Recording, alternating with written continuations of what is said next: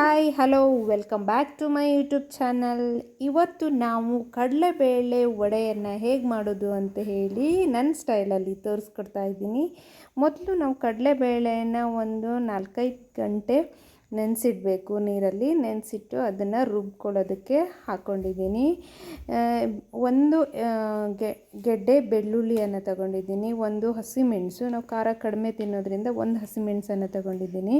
ಹಾಗೆ ಕೊಬ್ಬರಿಯನ್ನು ಹಾಕಿ ಅದನ್ನು ತರಿಯಾಗಿ ರುಬ್ಕೊಬರೋಣ.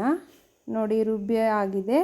ಇದನ್ನು ಇವಾಗ ಒಂದು ಬೌಲಿಗೆ ಹಾಕ್ಕೊಂಡು ಈಗ ಅದಕ್ಕೆ ನಾನು ಈರುಳ್ಳಿನ ಚಿಕ್ಕದಾಗಿ ಕಟ್ ಮಾಡಿ ಇಟ್ಕೊಂಡಿದ್ದೀನಿ. ಆ ಕಟ್ ಮಾಡಿ ಇಟ್ಕೊಂಡಿರೋಂತಹ ಈರುಳ್ಳಿನ ಹಾಕ್ತಾಯಿದ್ದೀನಿ. ಸ್ವಲ್ಪ ಕೊತ್ತಂಬರಿ ಸೊಪ್ಪು ಹಾಗೆ ಸ್ವಲ್ಪ ಜೀರಿಗೆಯನ್ನು ಹಾಕ್ತಾಯಿದ್ದೀನಿ. ಹಾಗೆ ಉಪ್ಪನ್ನು ಸ್ವಲ್ಪ ಹಾಕ್ತಾಯಿದ್ದೀನಿ. ರುಚಿಗೆ ತಕ್ಕಷ್ಟು ಉಪ್ಪನ್ನು ಹಾಕಿ ಈಗ ಅದನ್ನು ಚೆನ್ನಾಗಿ ಮಿಕ್ಸ್ ಮಾಡಬೇಕು. ತರಿಯಾಗಿ ರುಬ್ಬಿರುವಂತಹ ಕಡಲೆ ಹಿಟ್ಟು, ಈರುಳ್ಳಿ ಎಲ್ಲನೂ ಚೆನ್ನಾಗಿ ಮಿಕ್ಸ್ ಆಗಬೇಕು. ಹಾಗೆ ಸಣ್ಣ ಸಣ್ಣ ಉಂಡೆಗಳನ್ನಾಗಿ ಮಾಡಿ ಕೈಗೆ ಆಯಿಲನ್ನು ಹಚ್ಕೊಂಡು ರೌಂಡ್ ಶೇಪಲ್ಲಿ ಈ ಥರ ತಟ್ಕೊಂಡು ಏನು ಮಾಡಬೇಕಂದ್ರೆ ಡೀಪ್ ಫ್ರೈ ಮಾಡಬೇಕು. ಇವಾಗ ನಾನು ಎಣ್ಣೆನ ಕಾಯೋದಕ್ಕೆ ಇಟ್ಕೊಂಡಿದ್ದೀನಿ. ಕಾದಿದೆ ನೋಡಿ. ಈಗ ಅದಕ್ಕೆ ನಾನು ಒಂದೊಂದಾಗೆ ಬಿಡ್ತಾ ಇದ್ದೀನಿ. ನೋಡಿ, ನಿಧಾನ ಸಣ್ಣ ಫ್ಲೇಮಲ್ಲಿ ನಿಧಾನ ಬೇಯಬೇಕು. ಯಾಕಂದರೆ ಮೇಲ್ಗಡೆ ಕೆಂಪಾಗಿಬಿಡತ್ತೆ, ಒಳಗಡೆ ಹಾಗೇ ಇರುತ್ತೆ, ಚೆನ್ನಾಗಿ ಬೇಯಲ್ಲ, ಕ್ರಿಸ್ಪಿ ಆಗಲ್ಲ.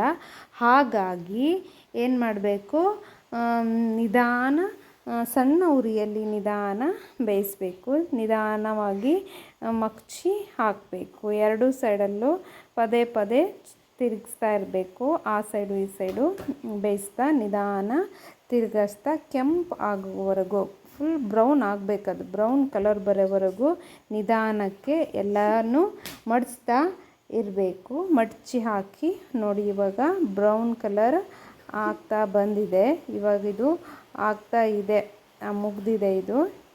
ಇವಾಗ ಇದನ್ನ ಒಂದೊಂದಾಗಿ ತೆಗಿಯೋಣ. ಚೆನ್ನಾಗಿ ಫ್ರೈ ಆಗಿದೆ, ತುಂಬ ಕ್ರಿಸ್ಪಿಯಾಗಿ ಆಗಿದೆ. ನೋಡಿ, ಬ್ರೌನ್ ಕಲರ್ ಬರೋವರೆಗೂ ಅದನ್ನು ಇದು ಮಾಡಿದರೆ ಕ್ರಿಸ್ಪಿಯಾಗಿ ಬರುತ್ತೆ. ಒಳಗಡೆನೂ ತುಂಬ ಚೆನ್ನಾಗಿ ಬೆಂದಿರುತ್ತೆ. ನೋಡಿ, ರೆಡಿಯಾಗಿದೆ. ನನ್ನ ಮಗ ತಿನ್ನೋದಕ್ಕೆ ರೆಡಿಯಾಗಿದ್ದಾನೆ. ನೋಡಿ ಹೇಗಾಗಿದೆ ಅಂತ ಹೇಳಿ. ಅವನು ಕೂಡ ನನ್ನ ಚಾನಲ್ನ ಸಬ್ಸ್ಕ್ರೈಬ್ ಮಾಡಿ ಅಂತ ಹೇಳ್ತಾನೆ. ಕೇಳಿಸ್ಕೊಳ್ಳಿ.